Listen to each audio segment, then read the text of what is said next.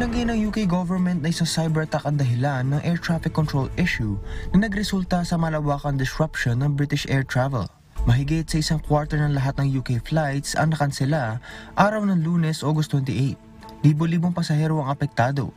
Nagpatuloy din ang delays at cancellations araw ng Martes, August 29. Batay sa opisyal na tagapagsalita ng British Prime Minister, iimbestigahan ang insidente ng Civil Aviation Authority. Ayon naman kay Transport Secretary Mark Harper, aabuti na ilang araw bago may balik sa normal ang operasyon sa mga paliparan. Sa ulat ng aviation data firm Cirium, as of 9 British Summer Time, 147 o 5% ng UK departing flights ang kanselado samantalang 134 o 5% naman sa arrivals. Charles Corpuz, UNTV News and Rescue.